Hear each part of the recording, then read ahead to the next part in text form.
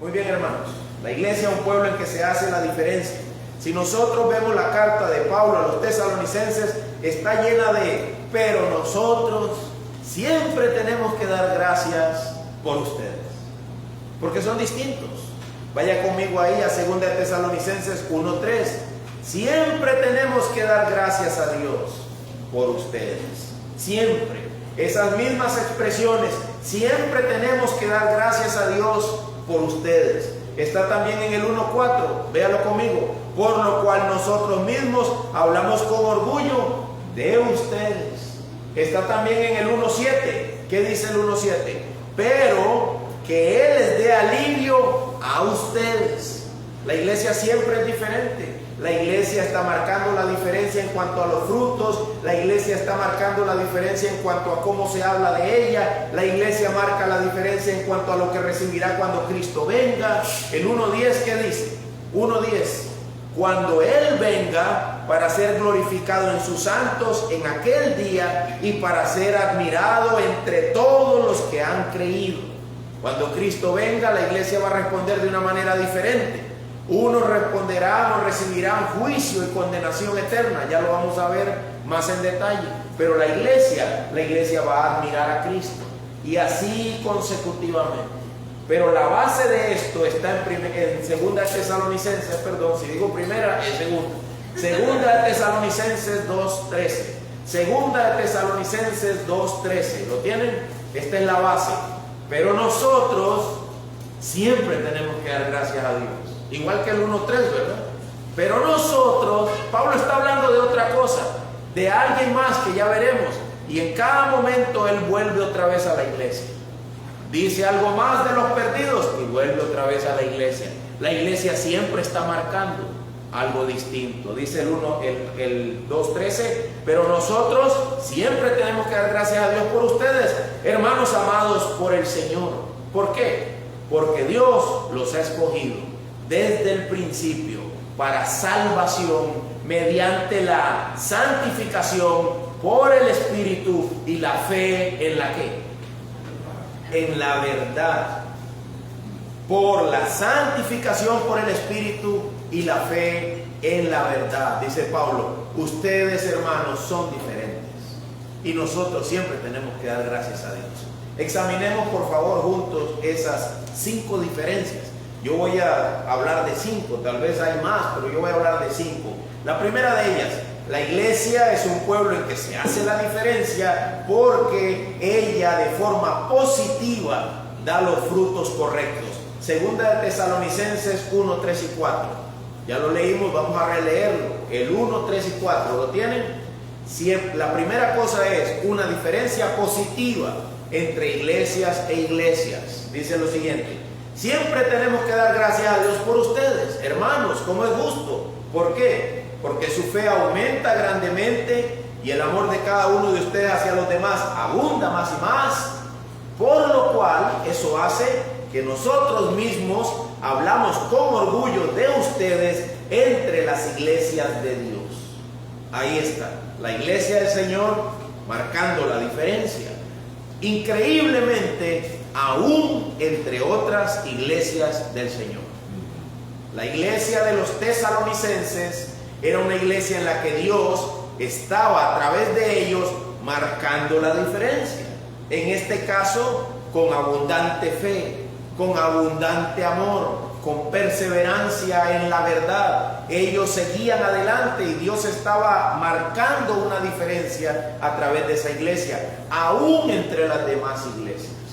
Y no eran iglesias, digamos, como algún teólogo dijo, sinagogas de Satanás. No, dice Pablo, iglesias del Señor. Pero ustedes son diferentes.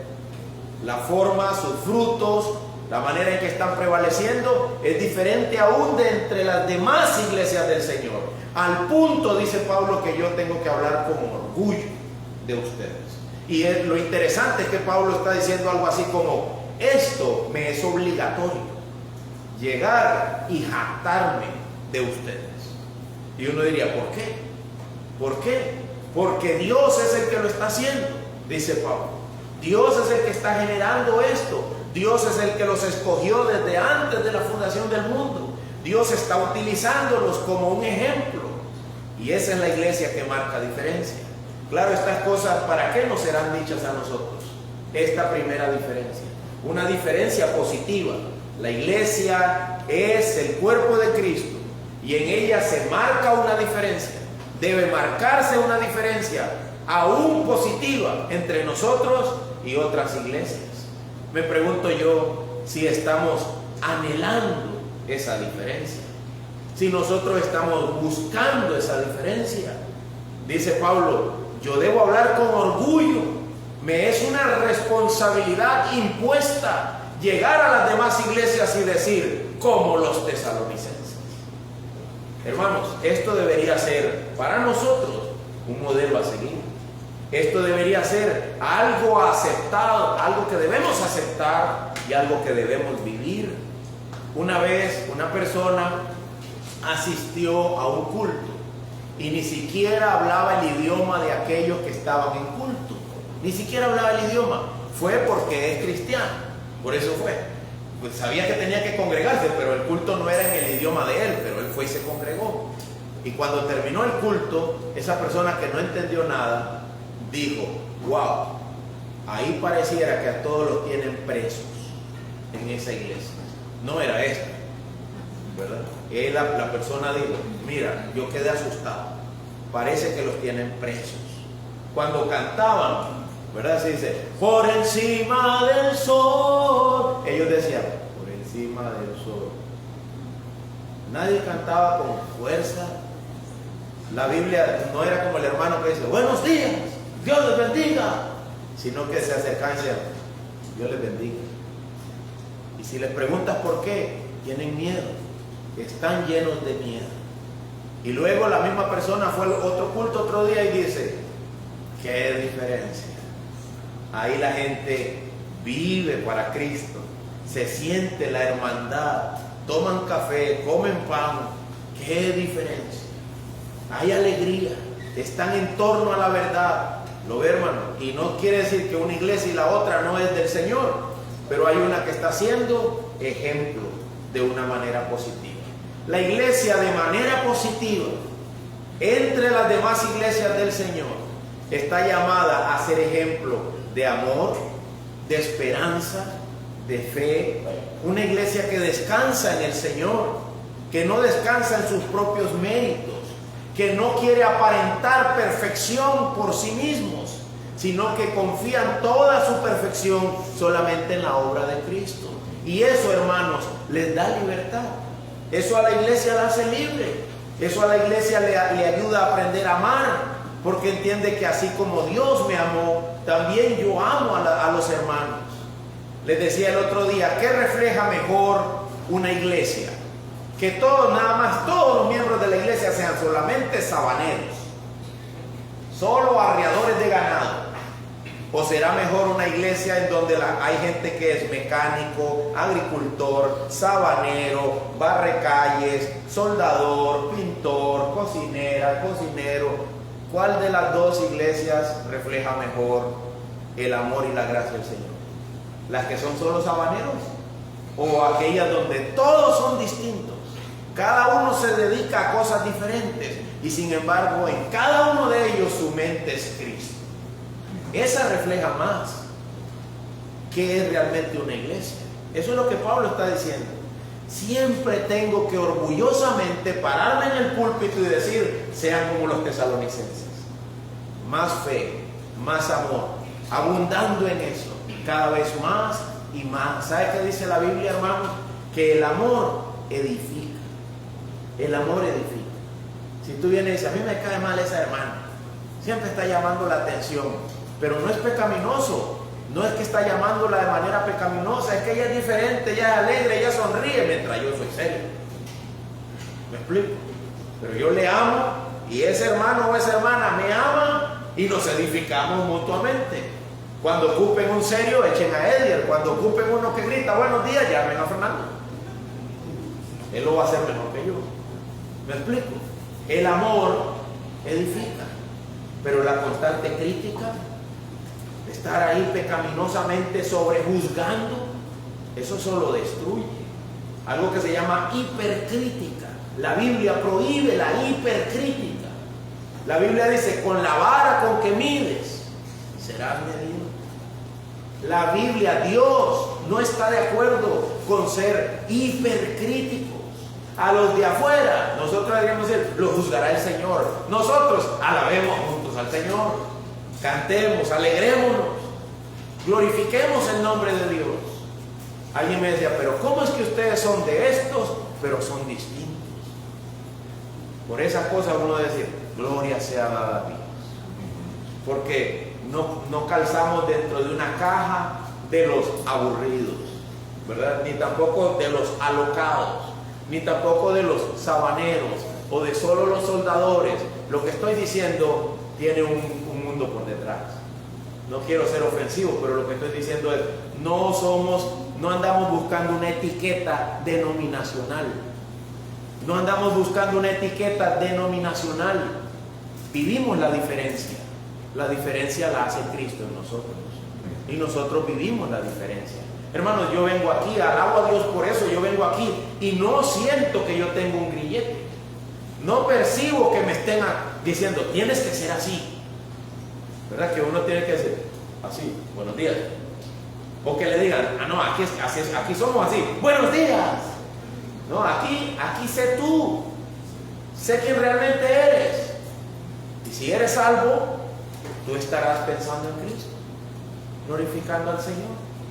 No te ponemos el grillete del legalismo controlador, ni tampoco el grillete de la locura. Sé loco, brinca, revolotea por todos lados. Porque hay lugares donde si no revoloteas, te quieren hacer revolotear. Y lugares donde si tú revoloteas, eres condenado. ¿Me explico? Nosotros positivamente debemos hacer la diferencia, aún entre las iglesias del Señor. No es que no sean iglesias, es que son diferentes. Y nosotros debemos mantener nuestra perspectiva puesta en Cristo, en amar, en glorificar el nombre de Dios, en mantener la fe, en darle la gloria a Dios todo el tiempo, en todo momento, en todo lugar. Esa es la diferencia positiva entre una iglesia y otra. Pero no solamente la iglesia es un pueblo en que se hace la diferencia de manera positiva. Vea conmigo también 2 Tesalonicenses 1, 6 al 7. También hay diferencia de magnitud horrenda entre la iglesia y los que afligen a la iglesia. ¿Qué dice el 6 al 7? Porque después de todo es justo delante de Dios que, aquí va, Él pague con aflicción a quienes los afligen a ustedes. 2 Tesalonicenses 1:6. Que Dios pague con aflicción a quienes los afligen a ustedes, pero que Él les dé alivio a ustedes que son afligidos. ¿Lo ve? Otra diferencia. Ya no solo una diferencia positiva, sino también una diferencia de resultados, de pago. Dice Dios, quiero decirles además que la iglesia mía, como si el Señor estuviera hablando, digo, ¿verdad? Como si Dios estuviera hablando, diría, quiero decirles además que la iglesia mía va a marcar la diferencia en cuanto a cómo le voy a pagar. A los que los afligen, yo les voy a pagar con aflicción, a los que los afligen, pero a ustedes les voy a pagar con alivio. A los que son afligidos, les voy a pagar con alivio, les voy a dar descanso. Y también a nosotros, dice Pablo, porque él también es parte de la iglesia del Señor. Y también a nosotros, cuando el Señor Jesús sea revelado desde el cielo con sus poderosos ángeles en llama de fuego. La iglesia hace una diferencia positiva, fe, amor, permanece en la verdad. La iglesia hace una diferencia también en cómo va a recibir, qué paga va a recibir. ¿Qué va a recibir la iglesia del Señor? Descanso. ¿Y qué va a recibir los que no son de la iglesia del Señor y afligen a la iglesia del Señor? Ahora no estamos haciendo diferencia entre las iglesias del Señor, sino entre la iglesia del Señor y los que afligen a la iglesia del Señor. Los que nos afligen recibirán aflicción. Y los afligidos, que somos nosotros, la iglesia del Señor, recibirá alivio, recibirá descanso. ¿Han oído cuando alguien muere qué decimos nosotros? Ya descansó. Si no era miembro de la iglesia del Señor, no va a descansar. no está descansando. Descansan aquellos a quienes el Señor ha rescatado, aquellos a quienes el Señor ha llamado. Ellos sí heredan descanso eterno, alivio, dice la Biblia. Alivio. Hermanos, estas promesas son para la iglesia. Es en la iglesia donde Dios hace la diferencia. Es la iglesia la que va a recibir, a diferencia de los que afligen la iglesia va a recibir descanso. Y los que afligen van a recibir aflicción. Y dice Pablo, y esto es justo. Está bien, es justo. Ahora, tal vez estamos hablando de alguien que ha muerto y no era alguien que aflija a la iglesia. Bueno, aquí está hablando precisamente de alguien que aflige a la iglesia.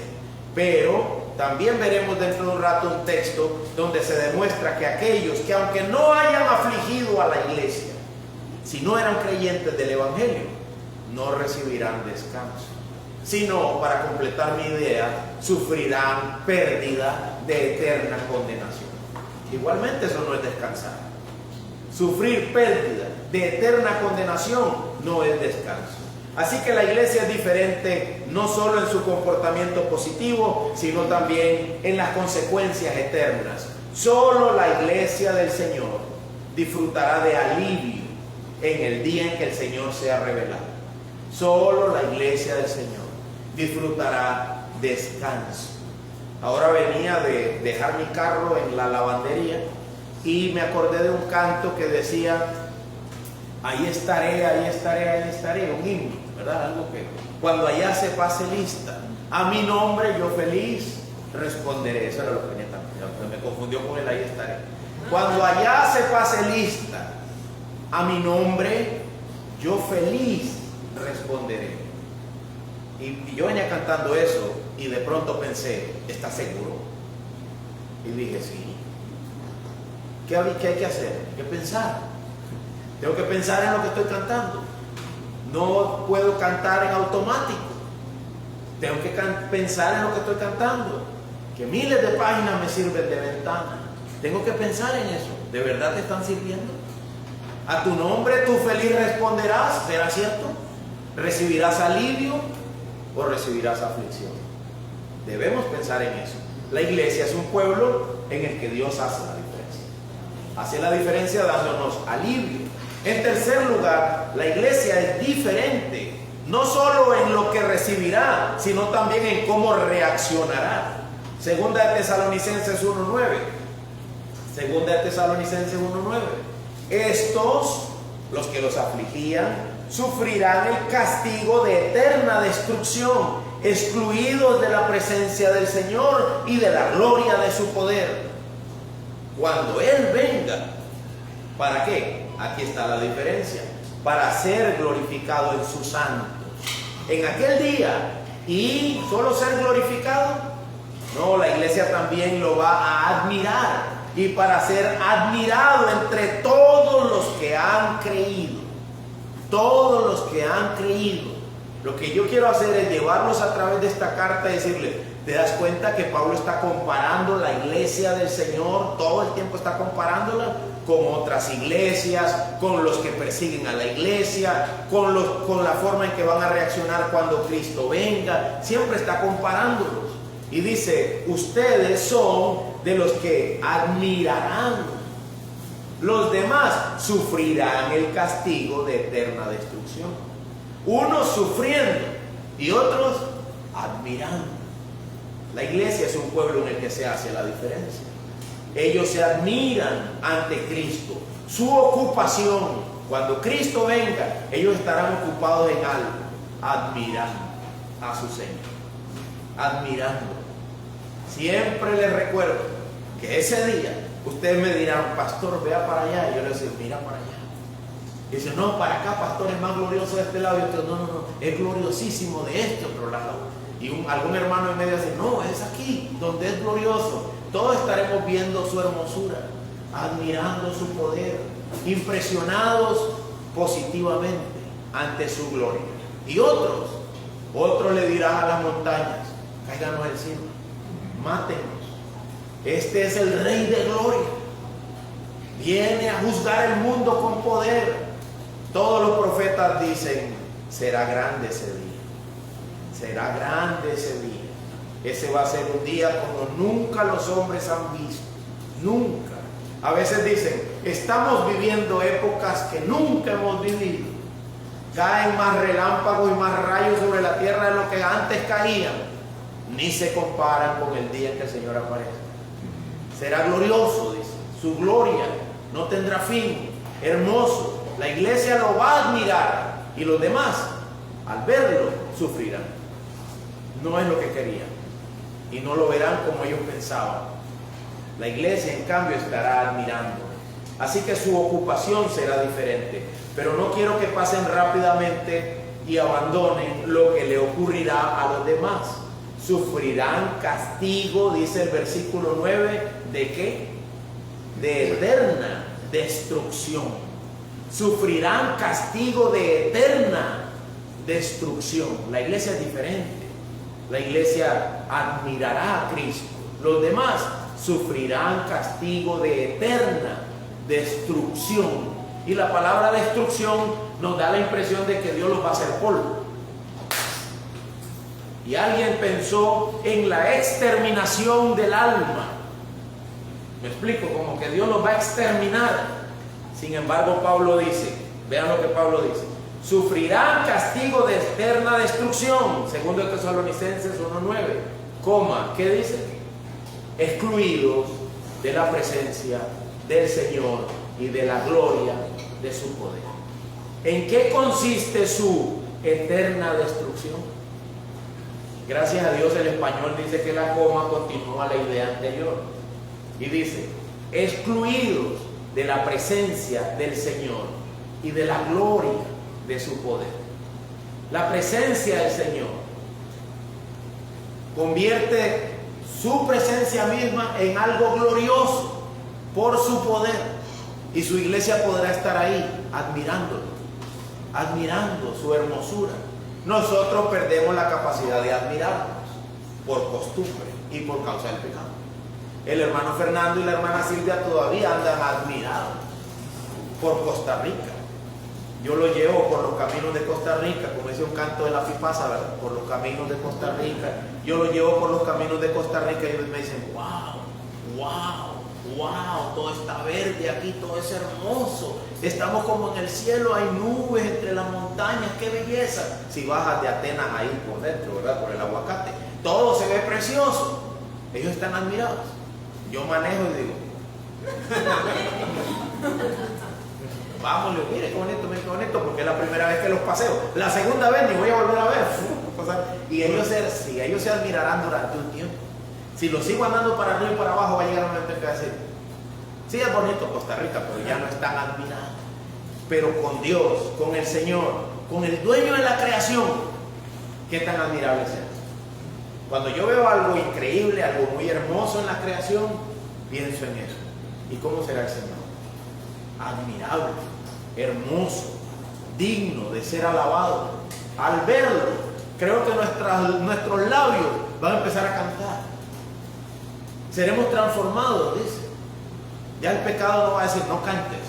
Solito usted va a cantar. Se va a acordar de todo lo que aprendió. Toda la tradición de cantos de la iglesia lo va a entonar seguramente ahí. Todo para la alabanza, la gloria del Señor. Él es admirable, pero otros querrán de eso y les dirán: no, apartados de mí, malditos. Ustedes vivieron como si yo nunca les hubiera dicho cómo debían vivir. Ustedes siempre fueron rebeldes. Apártense de mí, al lago de fuego. El solo hecho de ser separados del glorioso Señor dolerá hasta lo profundo en nuestras almas. Dios quiera que ninguno de los que me escuchan, que ninguno de nosotros tengamos que ser separados de la presencia del Señor. Dios quiere. Porque, hermano, hoy te llamo hermano, ese día te puedo decir: te va a doler. Te va a doler. Que Él te diga: apártate de mí. Y tú digas: Señor, en tu nombre echamos fuera demonios. En tu nombre yo fui a culto los domingos. En tu nombre yo leí la Biblia. Señor, en tu nombre yo oraba. Y y él diga, jamás te conocí. Yo no te conozco. Tú no me servías a mí. Tú buscabas tu propia gloria. Andabas engañándote a ti mismo, dice Santiago. Sed hacedores de la palabra y no solamente oidores olvidadizos que hacen ¿qué? Se engañan a sí mismos. Se hacen creer a ellos que son de Dios y no son de Dios. Y es interesante que dice, se engañan a sí mismos. ¿Saben en qué consiste el engaño? En que estás engañado. Cuando nos venden los carros ahí en la calle, normalmente nos engañan. Guillermo acaba de comprar uno, yo también, David también. Normalmente nos engañan, Esteban también, ¿verdad? Normalmente nos engañan. ¿Sí? Y yo siempre digo, hasta que lo lavo, me doy cuenta de lo que compré. Ya lo empiezas a lavar y dices, me engañaron. Me engañaron. Ahí uno se va dando cuenta. Y el pecado nos engaña a nosotros mismos y no nos damos cuenta hasta el día final. ¿Tú sabes lo que eso significa? Desde las sillas de la iglesia terminar separado del Señor eterno, al que se supone que yo adoraba, al que se supone que yo le cantaba. El pecado me tenía cegado. Creyendo yo ser justo, resulta que estaba perdido. Nosotros deberíamos ir delante de nuestro Padre Celestial y decirle, Padre mío, ten piedad de mí, ten misericordia, abre mis ojos, enséñame el camino, no permitas que yo me ciegue a mí mismo por causa de mi pecado. Muestra, revela, enjuíciame hoy para que yo pueda ver tu gloria, porque la iglesia es la que verá la gloria, admirará al Señor, lo admirará. Si a veces te encuentras pensando, ¿qué pasaría si el Señor viniera hoy? Y te sientes con miedo, arrepiéntete, arrepiéntete, busca al Señor, confiesa tu pecado, porque en realidad en todo tiempo deberíamos decir, que venga, yo estoy listo para verlo, esperando su venida. He oído de algunos que en su lecho de muerte dicen, no ore por mí, déjeme ver a mi Señor. Y yo digo, ¿por qué no es ese mi anhelo? ¿Por qué no es ese mi anhelo? Miserable de mí. Yo quiero que este sea mi anhelo, que en todo momento este sea mi anhelo. Déjame ver a mi Señor. Déjame verlo. ¿Verdad? Que le digamos al alma cuando tiembla, ¿por qué te abates? Le veré, le daré gloria, estaré con él. La iglesia del Señor es un pueblo en el que esto es una realidad, es un pueblo en el que se hace la diferencia. En cuarto lugar, la iglesia es un pueblo en que hace diferencia con respecto a creer las mentiras de Satanás. Y esto es nuevo. Segundo de Tesalonicenses 2, 9 al 13. Vámonos para allá. Es diferente hasta entre iglesia y iglesia, es diferente en lo que va a recibir, es diferente en cómo va a reaccionar y es diferente en cómo responde ante las mentiras de Satanás. ¿Qué dice 2 de Tesalonicenses 2, 9 al 13? Estemos atentos en esta parte, es muy importante. ¿Lo tienen? La venida del impío será conforme a la actividad de ¿quién? De Satanás. Parece que en los últimos tiempos el diablo va a trabajar con más fuerza. ¿Con qué tipo de cosas? La actividad de Satanás con todo poder y señales y prodigios, pero todo esto son como mentirosos. Y luego dice, agarro ahí, y con todo engaño de iniquidad. ¿Para quiénes? Para los que se pierden. Para los que se pierden.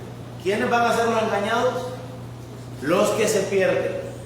Pero nosotros tenemos que dar gracias a Dios por ustedes, dice Pablo. Ustedes son diferentes a los que se pierden. Los que se pierden serán engañados. Los que se pierden serán engañados por actividad de Satanás. ¿Por qué? ¿Por qué serán engañados? Mire, porque no recibieron el amor de la verdad. Para mí la palabra verdad no es algo que hace que el corazón palpite en primer lugar.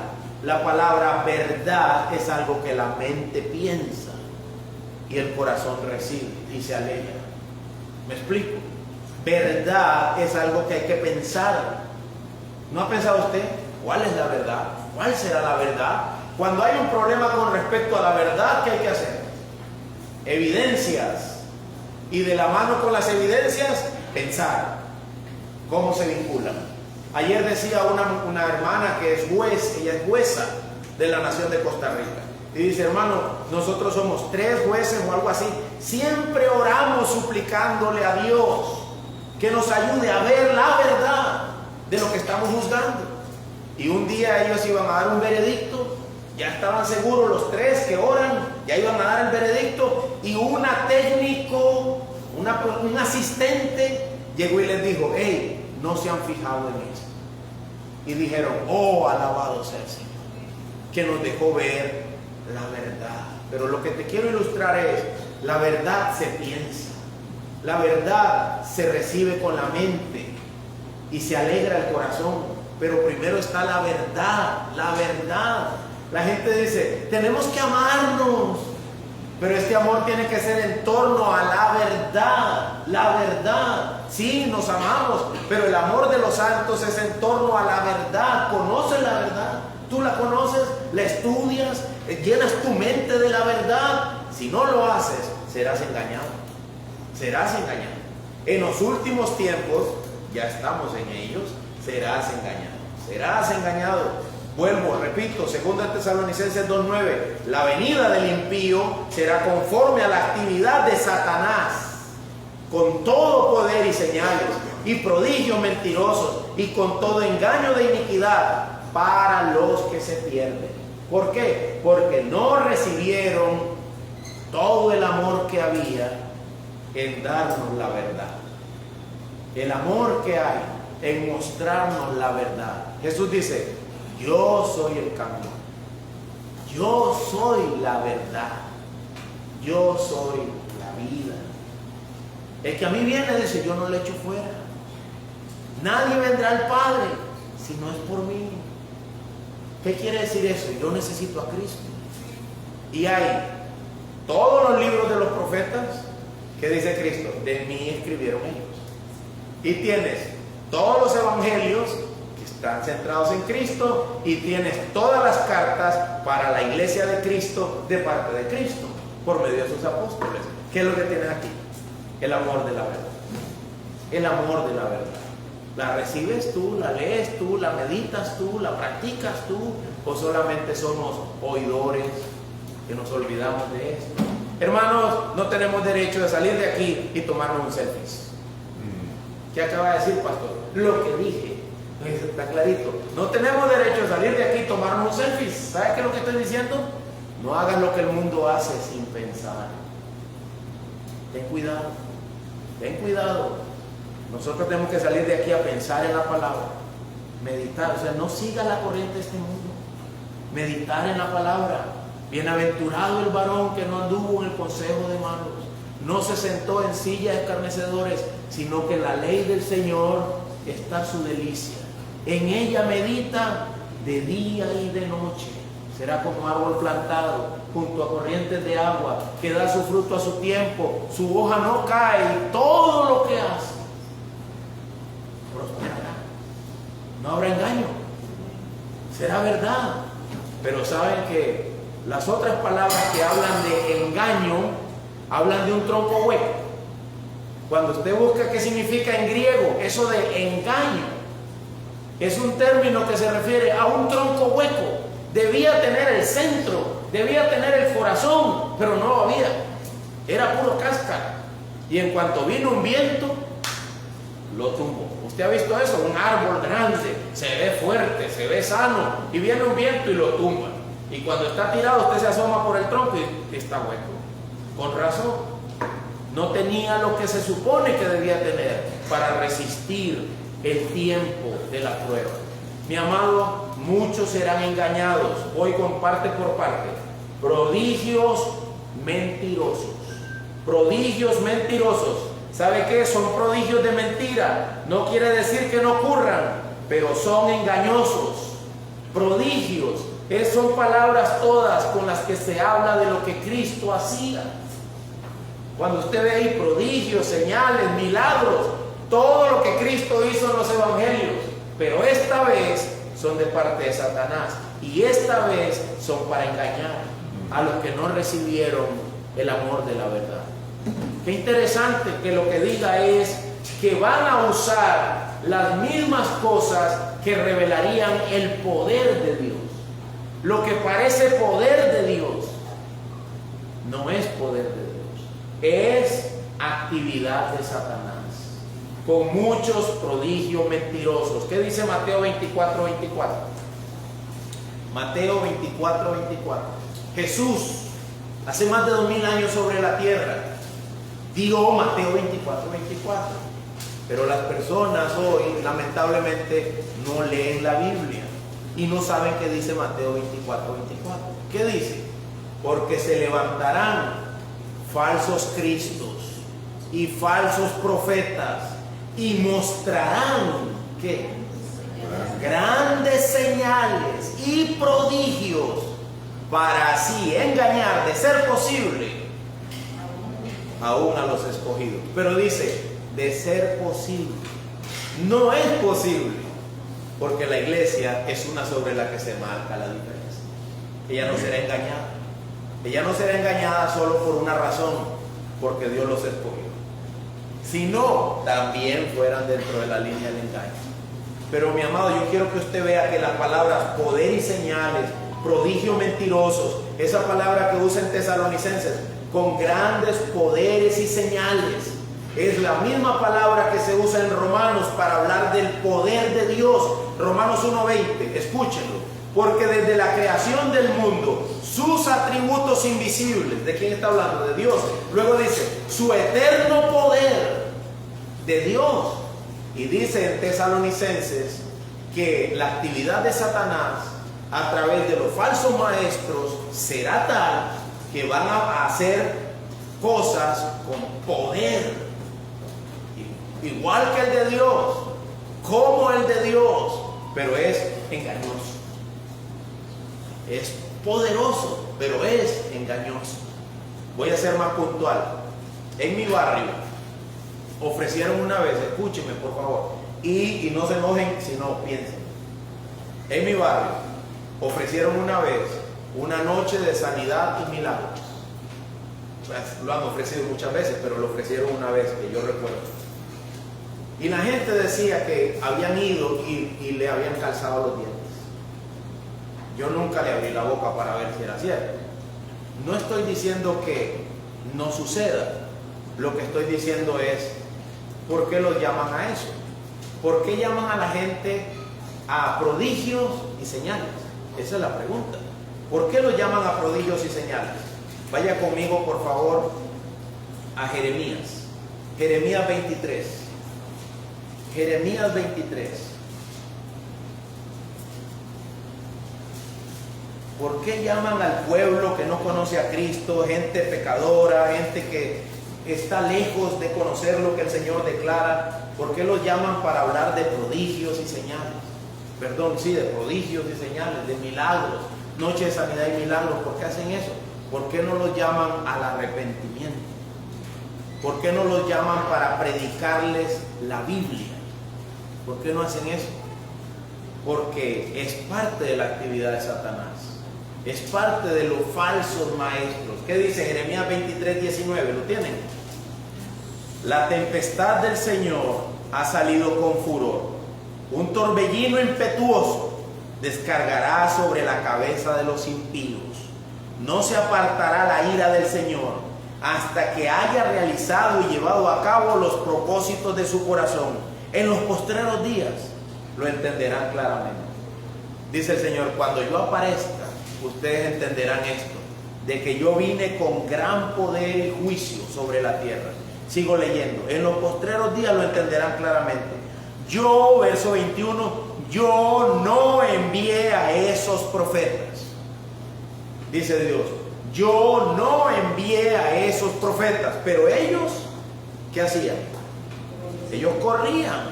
No les hablé, mas ellos profetizaron. Es lo que yo veo hoy en día, hermanos. Yo veo a los hombres diciendo, Dios me dijo, ven, yo voy a hacer esto, señales de Dios, tuve una visión anoche y dice Dios, yo no envié a esos profetas, yo no les he hablado. Sigo leyendo. ¿En qué verso estamos? Me perdí. 22. Pero si ellos hubieran estado en mi consejo, habrían hecho oír mis palabras a mi pueblo y lo habrían hecho volver de su mal camino y de la maldad de sus obras. ¿Sabes qué es lo que está diciendo? En lugar de ofrecer prodigios y señales, hubieran predicado y le hubieran dicho a la gente, arrepiéntanse, arrepiéntanse. Si Jesús viniera esta noche, todos vendríamos al culto, ¿no? Si Jesús viniera esta noche, todos vendríamos al culto. ¿Qué tal que yo le digo, hoy en la noche va a haber un culto? Y Cristo Jesús, nuestro Señor y Salvador, Él va a venir y va a dirigir unas palabras a nosotros. ¿Sabe lo que diría? Marcos, vayan conmigo. Esto es lo que Él diría en Marcos, porque Él no es un falso. Marcos capítulo 1, versículo 14. Marcos 1:14. Esto es lo que Jesús diría. Hoy, si todavía no sería su venida en gloria, si apareciera entre nosotros, Marcos 1:14 es lo que Él diría. ¿Qué dice Marcos 1:14? Después que Juan había sido encarcelado, Jesús vino a Galilea, predicando ¿qué? El Evangelio. Él vino predicando el Evangelio de Dios, diciendo, el tiempo se ha cumplido y el reino de Dios se ha acercado. Arrepiéntanse y crean en el Evangelio. Llamando al pueblo ¿a qué? Arrepentimiento, arrepentimiento. En cambio, en los últimos tiempos, vuelvan conmigo a Tesalonicenses, porque no tenemos tantas horas para seguir por allá, pero vuelvan conmigo a Tesalonicenses. En los últimos tiempos, nos dice este texto que estamos leyendo. Voy para atrás. Segunda de Tesalonicenses 2:9. De nuevo, por favor. El 2:9. La venida del impío, ¿están conmigo ahí? Será conforme a la actividad de Satanás, con todo poder y señales, y prodigios mentirosos, y con todo engaño de iniquidad, para los que se pierden, porque no recibieron el amor de la verdad para ser salvos. Por esto, Dios les enviará un poder engañoso, para que crean en la mentira, a fin de que sean juzgados todos los que no creyeron, de nuevo, no creyeron en la ¿qué? En la verdad, sino que se complacieron en la iniquidad. El 13.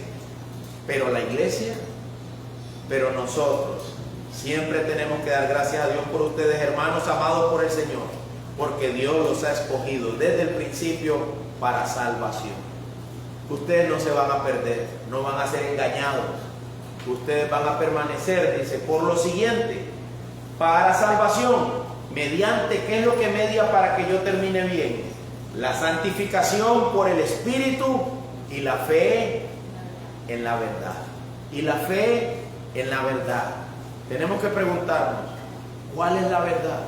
Y yo te respondo, hermano, es esto. Es aquí la verdad.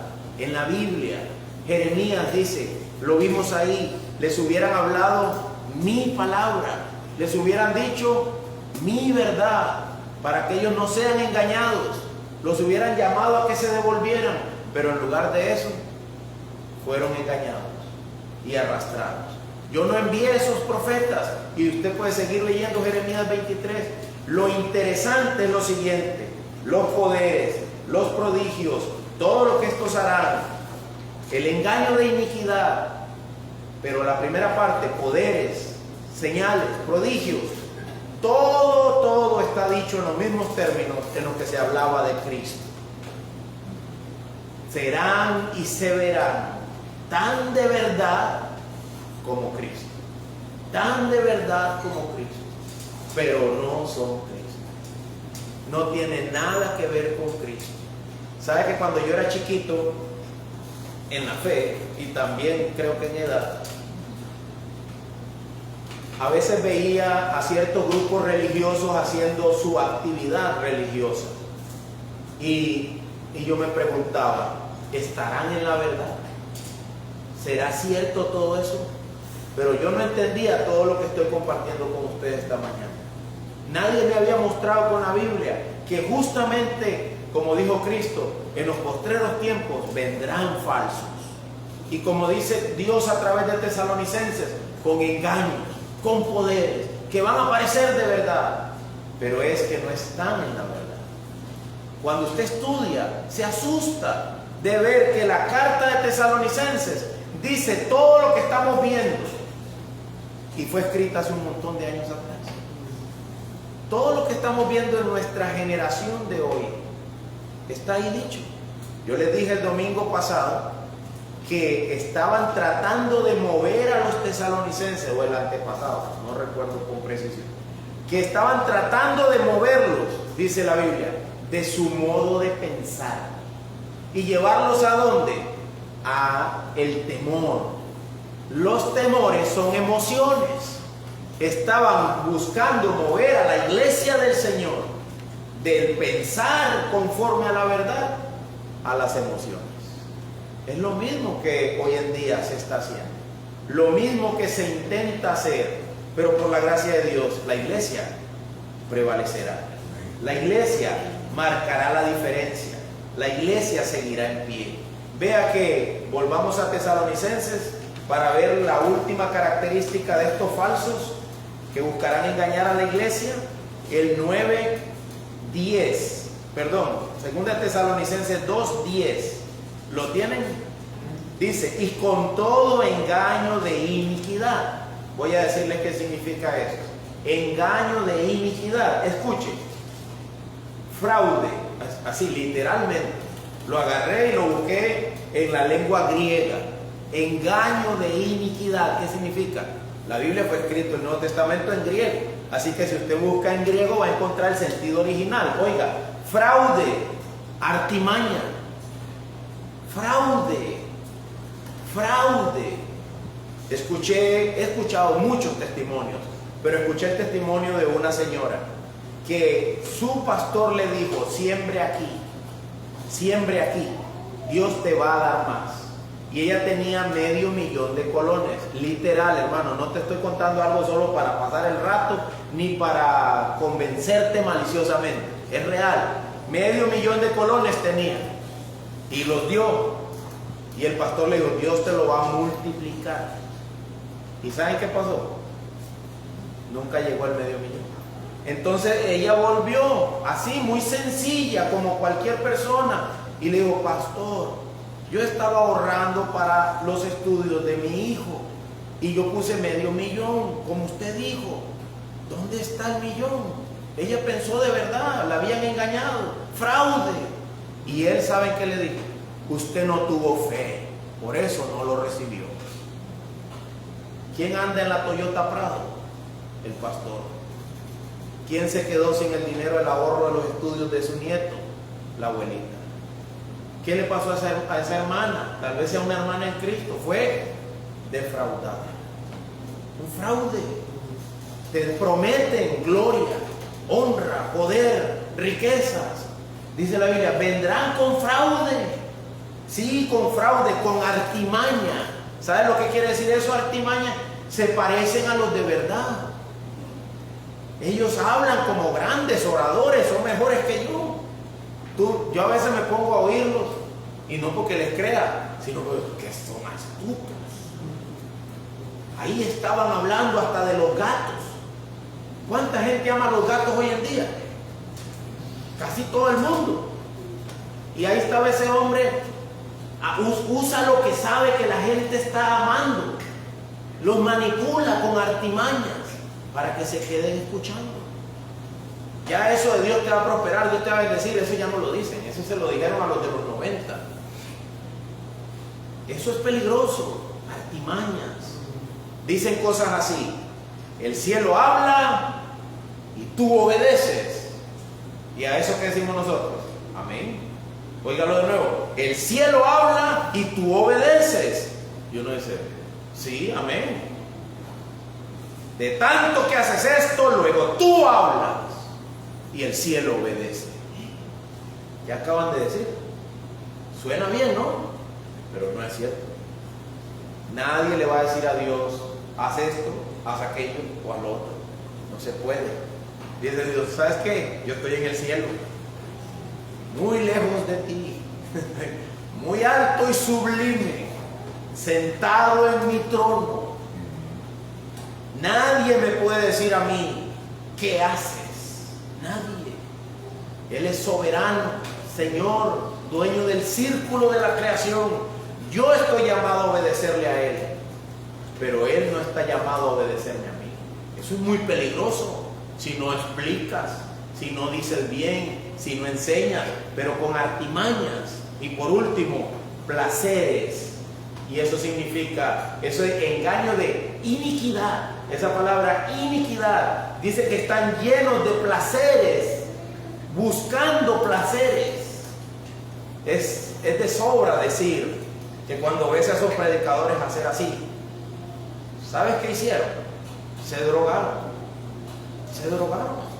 Se suben al púlpito bajo los efectos de la droga. Por eso hacen así. Y la gente piensa que están llenos de algo.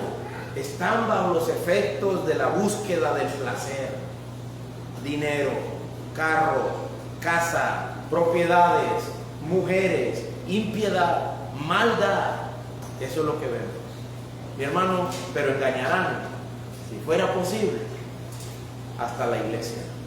Pero la iglesia es una en la que se marca la diferencia. Gracias a Dios. Gracias a Dios. La iglesia no va a comer de eso, pero no por sus propias fuerzas, sino porque el Señor la protege. Por último, la iglesia del Señor es una en la cual la palabra de Dios se extiende rápidamente. Segunda de Tesalonicenses 3, 1 al 5. Y ahí vamos a terminar. ¿Lo tienen? Finalmente, hermanos, casi como si fuera el sermón, ¿verdad? Segunda de Tesalonicenses 3, 1 al 5. Finalmente, hermanos, oren por nosotros. ¿Para qué? Para que la palabra del Señor se extienda como rápidamente y sea glorificada. ¿Qué es lo que Pablo quiere que se extienda? La palabra, no las emociones, no la búsqueda de poder, no el engaño de las riquezas, no las promesas de milagros, sino la palabra, que la palabra de Dios se extienda rápidamente y sea glorificada. Y aquí viene, así como sucedió también con ustedes. La iglesia es aquella en la que de manera diferente al mundo la palabra de Dios corre y la gente la cree y vive creyendo en el Señor. Y luego, ¿qué dice? Oren también para que seamos librados. Aquí viene con lo que lo está comparando. ¿Con quiénes lo está comparando? Con hombres perversos y malos, porque no todos tienen fe. No todos tienen fe. Hombres perversos y malos. La iglesia es aquella en la que la palabra de Dios corre. Tú crees lo que la Biblia te enseña, lo vives. Pero hay otros que son como los perversos y los malos, que no creen en la palabra de Dios. Ellos no creen en la palabra. Mi amado, nosotros tenemos que creer en la palabra. Si somos de la iglesia del Señor, estamos llamados a creer en la palabra. De que todo este movimiento de prodigios, de señales, de milagros, donde la palabra de Dios brilla por su ausencia, no es el lugar donde yo quiero estar. ¿Me explico? No es el lugar donde yo quiero estar, sino que la fe en la palabra, la confianza en la palabra, ahí es donde yo quiero estar. Vamos a Habacuc para terminar, concretar esta idea.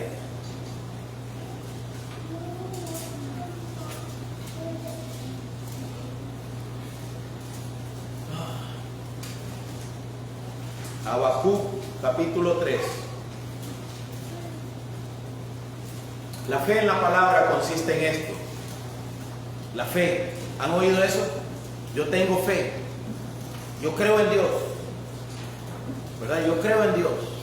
¿Y para qué es utilizado por los que usan artimañas? Danos plata y cree que Dios te dará más. Ven y te vamos a sanar. Habacuc 3:17. dice lo siguiente: aunque la higuera no eche brotes, aunque la higuera no eche brotes, ni haya fruto en las viñas, aunque falte el producto del olivo y los campos no produzcan alimento, aunque falten las ovejas del redil y no haya vaca en los templos, con todo, dice Habacuc, yo voy a mantener la fe en lo que Dios ha dicho en su palabra. Con todo, yo me alegraré en el Señor, me regocijaré en el Dios de mi salvación. El Señor Dios es mi fortaleza. Él ha hecho mis pies como las de las ciervas, y por las alturas me hace caminar.